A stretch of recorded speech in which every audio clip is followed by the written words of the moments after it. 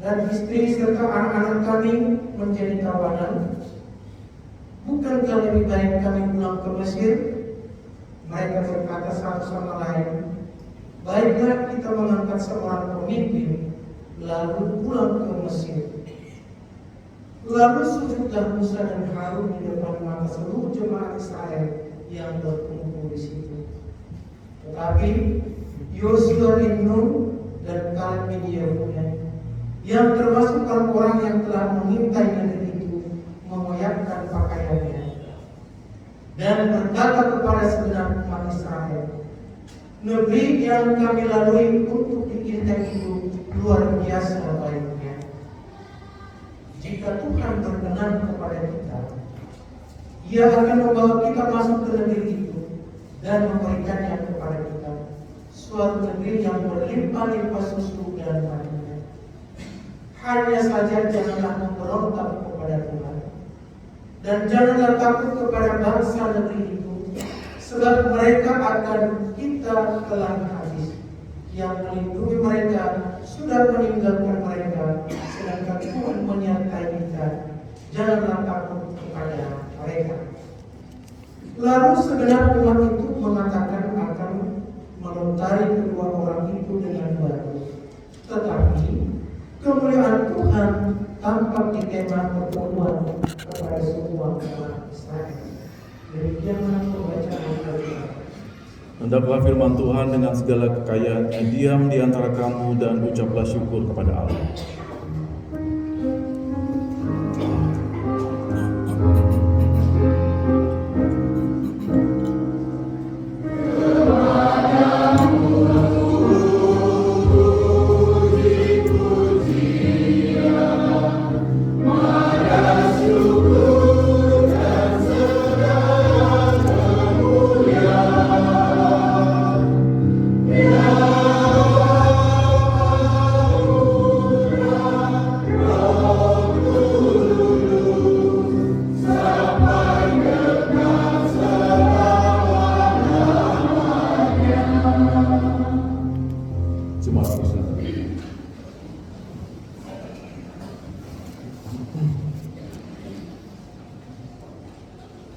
Selamat pagi, Shalom. 15 orang, Shalom. 100 orang, Shalom. 1000 nggak mungkin ya, terlalu sempit. Terima kasih Bapak Ibu, Tuhan memberkati Bapak Ibu di pagi hari yang begitu indah. Walaupun satu minggu ini terasa panas, tapi kita harus tetap mengucap syukur kepada Tuhan. Ya, jadi satu minggu ini menurut Google hari ini puncak panas tertinggi. Saya nggak tahu jam berapanya, tapi pagi ini kok sejuk ya. Puji syukur yang kita terus naikkan kepada Tuhan. Bapak Saudara, di pagi ini kita sudah membaca Bilangan 14 ayat 1 sampai yang ke-10. Saya ada satu gambar yang saya mau sampaikan ke Bapak Ibu sebagai pembuka dalam renungan kita di pagi ini. Boleh tampilkan yang pertama? Bapak Ibu mungkin sedikit membutuhkan waktu untuk mencoba menarik gambar ini ke kehidupan Bapak Ibu. Sambil saya memberikan satu pengantar kepada kita bahwa seringkali ada informasi atau berita yang kita baca dan itu membuat hidup kita itu acak-acakan gitu ya. Perasaan yang campur aduk karena kita mendengarkan informasi yang walaupun belum tentu benar kebenarannya, tapi itu sudah membuat kehidupan kita tidak bisa lagi seperti normal. Seperti gambar ini Bapak Ibu Saudara. Gambar ini saya dapatkan dari Instagram sudah lama. Sambil saya mempersiapkan khotbah ini, sepertinya kita di posisi yang atas itu Bapak Ibu. Kita punya rencana, ya. Rencana saya adalah saya mau mencapai garis finish dengan jarak yang tidak terlampau jauh lagi saya sampai di bendera itu. Tetapi pada saat saya menjalani plan saya, rencana saya, realitinya adalah, kenyataannya, saya itu melewati api, saya melewati batu, saya melewati jaring laba-laba, lalu ada duri, bahkan ikan hiu, untuk sampai di bendera itu. Seharusnya gambar ini saya berikan kepada Bapak Ibu di ibadah tanggal 1 Januari seharusnya ya, atau 31 Desember, sebagai sebuah refleksi kita bersama. Tapi it's okay. Oktober ini pun kita sudah melewati banyak persoalan yang kayaknya Pak Pendeta saya sedang di posisi di laba-laba deh kayaknya, karena api sama batu itu waktu di bulan Juni kayaknya. Atau mungkin cerita lain, Bapak Ibu sudah mau hampir sampai di bendera itu, melewati batu-batu yang tertumpuk. Nah, informasi-informasi ini Bapak Ibu, tanpa kita sadari, itu terekam di alam bawah sadar kita, sehingga pada saat kita tertrigger untuk satu informasi bahwa di beberapa bulan ke depan ada berita-berita buruk yang akan kita hadapi. Mungkin kita dalam beberapa bulan ke depan akan terima SK mutasi, atau PHK, atau sakit menyakit yang sudah menahun, kita tinggal tunggu berita dari dokter dengan hasil pemeriksaan yang membuat kita takut. Nah, Bapak Saudara, bangsa Israel mengalami hal yang sama. Tadi kita sudah membaca, kalau Bapak Ibu nanti di rumah bisa baca di ayat-ayat sebelumnya. Setelah 12 pengintai itu kembali dari tanah Kanaan, kita tahu bersama bahwa 10 pengintai itu membawa kabar buruk, dan 2 pengintai lainnya itu membawa kabar yang lainnya. Sebaliknya juga dibawakan oleh 2 orang tadi. Untuk yang 10 pengintai itu berkata begini Bapak Ibu, negeri itu subur, ya, berlimpah susu, tetapi penduduknya itu kuat dan kotanya berkubu. Kalau Bapak Ibu baca di ayat pasal yang ke-13, di ayat-ayat sebelumnya, itu malah kita mendapatkan informasi yang cukup lengkap.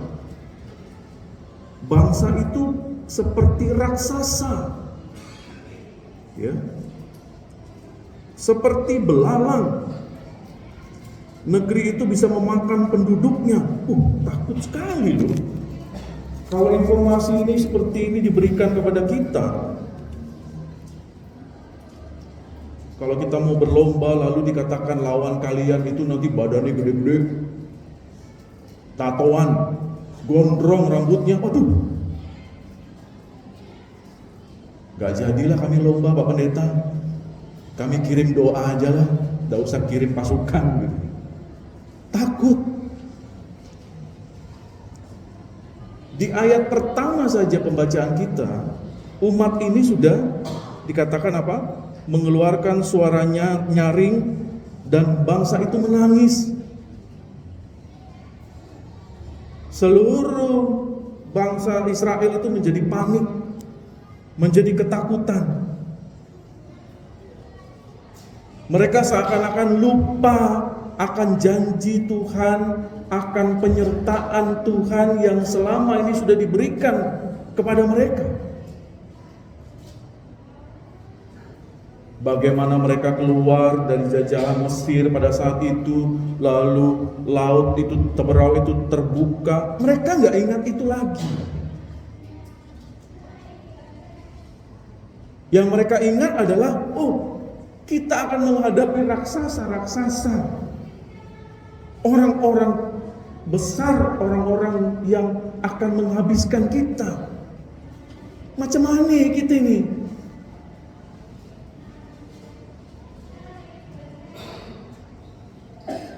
Pertanyaan buat kita di pembuka ini, Bapak Saudara, seringkali anak-anak Tuhan berada di kondisi yang seperti ini. Ketika kita mendengar sebuah berita buruk, baik itu mungkin soal ekonomi, soal penyakit, atau masalah-masalah hidup lainnya, kita lebih cenderung percaya kepada ucapan manusia daripada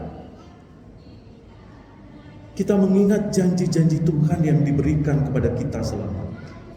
Berkat-berkat Tuhan yang sudah kita alami, yang sudah kita jalani, itu sepertinya sudah lupa semua.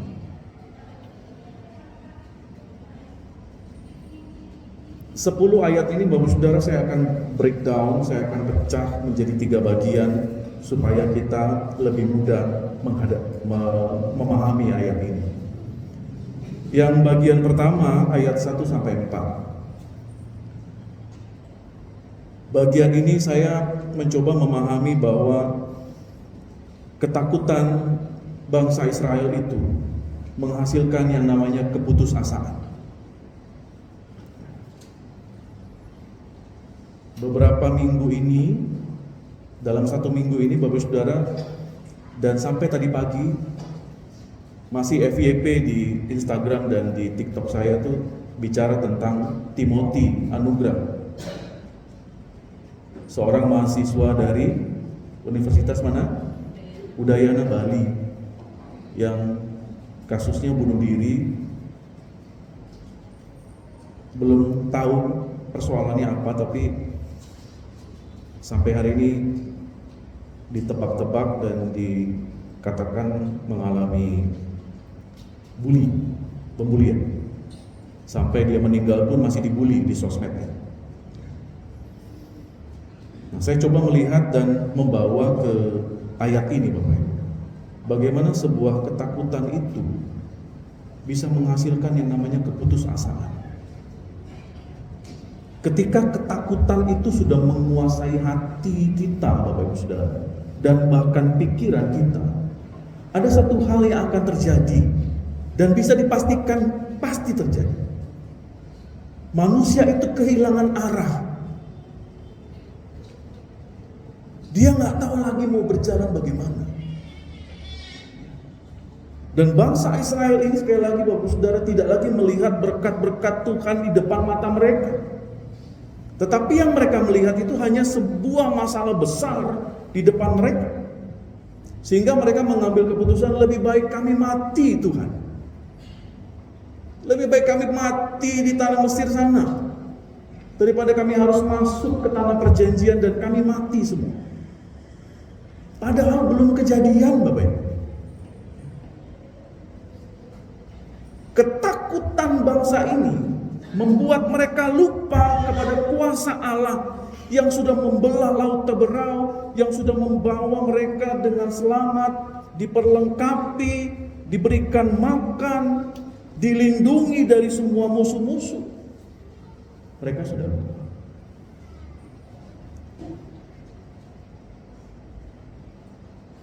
Di bagian yang pertama ini, Bapak Saudara, saya jadi mengingat ada sebuah perumpamaan ilustrasi yang sederhana.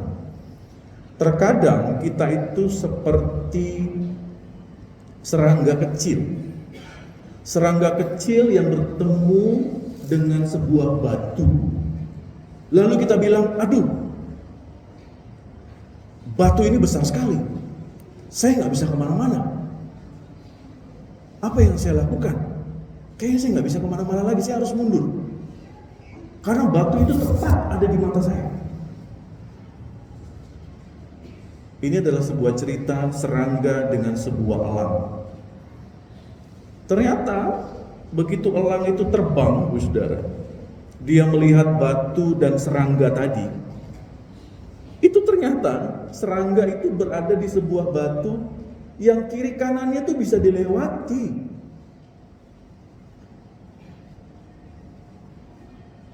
Terkadang kita melihat sebuah ketakutan itu dengan cara pandang manusia. Nanti di bagian kedua akan saya jelaskan. Elang itu melihat lebih tinggi dengan cara pandang yang lebih besar. Hei serangga, di sebelah kiri kananmu itu jalannya kosong loh. Ayo berputar.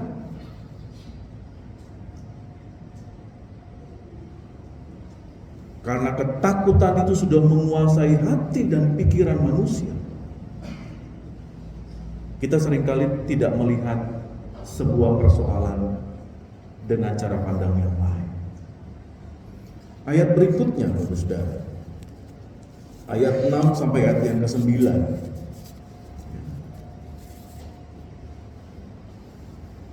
Itu berbeda dengan 10 pengintai lainnya. Yosua dan Kaleb itu punya pandangan iman. Dan saya menyebut bagian kedua ini adalah iman yang melihat dengan cara perspektifnya Tuhan. Yosua dan Kaleb adalah dua pengintai lainnya yang tidak bicara tentang berita yang buruk, tetapi mereka menyampaikan kepada bangsa ini dengan berita yang sebaliknya, dengan cara pandang iman. Apa yang mereka katakan, Bapak Saudara? Mereka katakan, jangan takut kepada bangsa negeri itu, sebab mereka akan menjadi makanan bagi kita. 10 pengintai lainnya bilang, wih, raksasa itu bos. Tapi 2 pengintai lainnya bilang, enggak, bisa itu kita kalahkan. Artinya Bapak Saudara, di bagian ini Yosua dan Kaleb mau mengatakan kepada kita bahwa ada tantangan di depan, bukan ancaman. Karena tantangan yang ada di depan kita itu adalah sebuah kesempatan untuk kita melihat betapa Tuhan berkuasa atas segala situasi yang kita hadapi. Tetapi cara pandang kita kadang berbeda, Bapak Ibu. Ada persoalan loh yang kami hadapi. Tuhan itu nggak sayang sama kita loh.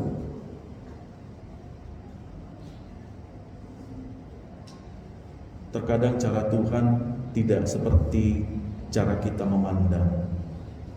Beberapa kali pertemuan saya katakan bahwa tidak bisa, rencana Tuhan itu Bapak Ibu nggak bisa batasi dengan frame 3x4. Tak bisa Bapak Ibu atur Tuhan itu dengan rencana 10x6. Karena memang rencana Tuhan itu tidak terbatas dengan ukuran apapun.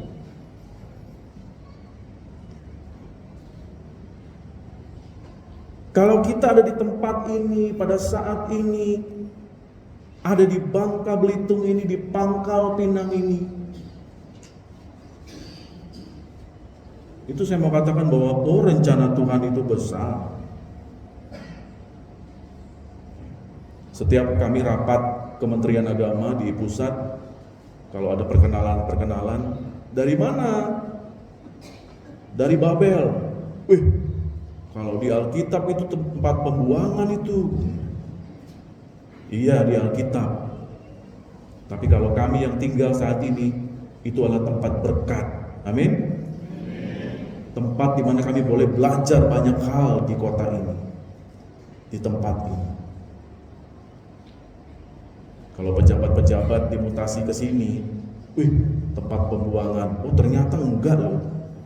Kalau Bapak Ibu baca, dengar di koran ataupun di medsos, ada banyak pejabat-pejabat yang sudah pindah dari sini, maunya balik lagi ke sini. Kalau perlu pensiunnya di sini. Karena tenang, udaranya bersih, makanannya sehat-sehat, ikannya segar, ikannya hanya sekali mati. Kalau di Jakarta 10 kali mati dia, saking tidak sehatnya. Iman melihat dengan perspektifnya Tuhan. Yosua dan Kaleb mereka yakin jika Tuhan menyertai, maka kemenangan itu pasti datang. Nah, seberapa banyak anak-anak Tuhan tuh begitu Bapak. Jadi anak-anak yang tangguh gitu. Wah, punya persoalan nih. Gimana ya? Harus bisa cari solusinya. Berdoa minta hikmat pada Tuhan. Tapi saya sudah coba banyak hal Pak Pendeta. Coba lagi cari yang lain. Saya sudah berdoa Pak Pendeta. Berdoa lagi lebih keras. Nggak ada ceritanya anak-anak Tuhan itu terlalu lama di dalam keputusasaannya. Harus fight. Kalau dunia berkata mustahil, kalau kita berkata Tuhan berikan kesanggupan kepada saya. Kalau dunia ini melihat situasi ini gelap, maka kita mau berkata enggak, Tuhan pasti bekerja. Mindsetnya beda, fight-nya juga akhirnya berbeda. Kalau bapak ibunya melempem gitu ya, punya persoalan, anak-anak itu pasti merasakan hal yang sama. Dia akan tumbuh menjadi anak-anak yang nggak mau tangguh dia. Tapi kalau dia melihat orang tuanya itu tangguh, wah kalau pagi siang malam dia terus bekerja, dia terus berdoa, bapak ibu akan lihat 10-20 tahun ke depan dia akan menjadi orang yang sama. Dia fight untuk hal-hal yang tidak pernah dia temui sebelumnya. Dia akan mandiri. Mau ditempatkan dimanapun dia pasti akan mandiri. Dia pasti akan menjadi anak-anak yang tangguh. Yang ketiga Bapak Saudara, ayat yang ke-10. Kesetiaan itu diuji di tengah mayoritas yang seringkali salah. Kita baca ayat 10 sama-sama. Sebentar ya. 1-2 ya. Lalu segenap umat itu mengatakan akan melontari kedua orang itu dengan batu. Tetapi kemuliaan Tuhan tampak di kemah pertemuan kepada semua orang Israel. Ketika Yosua dan Kaleb itu berbicara tentang iman, apa yang mereka dapatkan Bapak Ibu? Malah mau dilempari batu loh.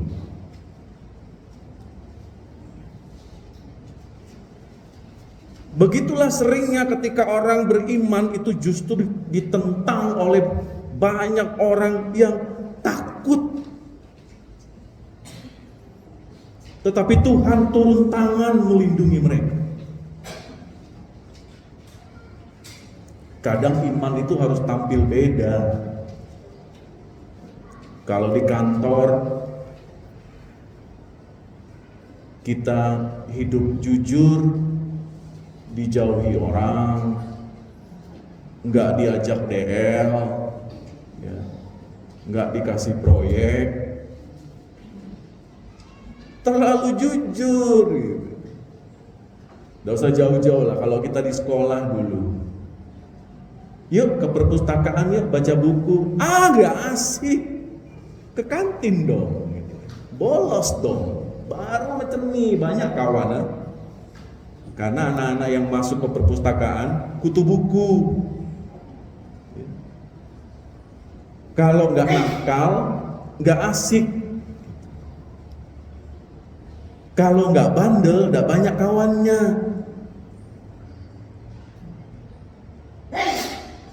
Tidak ikut arus mayoritas yang negatif, tapi tetap berdiri teguh bersama dengan Tuhan. Oh, itu hal yang langka yang sekarang bisa kita temui. Tapi anak-anak Tuhan terus tetap teguh atas apa yang dia imani. Karena iman sejati itu tidak bergantung kepada banyaknya debu manusia, melainkan kepada kebenaran janji Tuhan. Nah, Bapak Saudara yang dikasih oleh Tuhan Yesus Kristus, kalau ditanya Pak Pendeta, lalu apa yang harus kami lakukan Pak Pendeta dari firman Tuhan ini? Saya mencoba meringkas kira-kira apa yang bisa kita lakukan di dalam keseharian kita. Ada 4 hal Bapak Saudara yang harus kita bisa lakukan, seperti Yosua dan Kaleb boleh lakukan di dalam bacaan kita pagi ini. Yang pertama, tetaplah beriman di dalam kesulitan. Saya mau sampaikan bahwa persoalan-persoalan ke depan itu bukanlah menjadi sebuah persoalan yang makin muda dan makin muda, enggak. Tapi akan banyak persoalan-persoalan lain yang Bapak Ibu akan hadapi jauh lebih besar, jauh lebih banyak. Tetapi poin pertama ini mau mengajak kepada kita bahwa Tuhan itu tidak pernah meninggalkan Bapak Ibu Saudara dan saya. Amin. Tetaplah beriman di dalam kesulitan. Yang kedua, beranilah untuk berbeda. Dunia ini penuh dengan suara-suara yang negatif dan hal-hal yang negatif. Tetapi Tuhan memanggil kita untuk menjadi terang, walaupun sendiri. Walaupun introvert gitu, tapi terang gitu ya. Kita harus berani untuk tampil beda. Pak Pendeta, semua orang buang sampah loh di situ. Kita satu keluarga enggak. Kami cari tempat sampah yang walaupun jauh, tapi itu resmi. Simple kan? Yang ketiga, Saudara, percayalah dan taat. Taatlah kepada firman walau belum melihat hasilnya. Nah, ini yang susah Pak Pendeta. Kami terus berdoa tapi hasilnya tidak ada. Maka teruslah berdoa. Karena iman yang sejati itu berjalan sebelum melihat bukti. Itu dia. Yang keempat, jangan bersungut-sungut seperti bangsa Israel. Udah dikasih banyak berkat, masih aja cembetut, masih aja komplain, masih aja protes. Karena poin keempat ini mau mengajak kita, gantilah keluhanmu dengan ucapan syukur. Karena keluhan itu melemahkan iman, dan syukur itu mengundang kuasa Tuhan bekerja dalam kehidupan kita. Kalau saya mau buatkan satu perumpamaan Bapak Saudara, kita itu seperti seorang petani yang menanam padi di musim kering. Kok bisa? Orang-orang menertawakan petani karena menabur di tanah yang retak, kering. Tetapi petani terus berdoa dan dia percaya kepada Tuhan bahwa hujan akan turun. Dan ketika hujan itu turun Bapak Saudara, sawahnya lah yang paling pertama kali hijau. Dan petani inilah yang memberi berkat bagi banyak orang-orang yang menertawakan dia. Karena satu-satunya yang punya beras, punya padi. Itulah iman. Percaya sebelum melihat hasilnya. Saudara-saudara yang dikasih oleh Tuhan Yesus, Bilangan 10 ayat 1 sampai Bilangan 14 ayat 1 sampai 10 ini menegaskan kepada kita bahwa kita itu akan selalu dihadapkan pada 2 pilihan. Sampai kapanpun. Hanya 2 pilihan, nggak ada lebih, nggak ada kurang. Yang pertama, pilihan pertama adalah menyerah kepada ketakutan seperti bangsa Israel. Tetapi pilihan yang kedua adalah berpegang kepada iman seperti Yosua dan Kaleb. Saya kembalikan kepada Tuhan. Pilihan yang mana yang sering kali kita buat? dan yang akan kita buat mulai hari ini dan hari-hari yang seterusnya. Belajar banyak hal dari pembacaan kita pagi ini. Saya mau katakan bahwa Tuhan tidak sedang mencari orang yang sempurna, tetapi orang yang mau percaya. Ketika kita memilih iman, ketika kita memilih seperti Yosua dan Kaleb, maka kita sedang membuka untuk mujizat-mujizat Tuhan terjadi dalam kehidupan kita. Amin Bapak Ibu. Tuhan Yesus memberkati kita semua.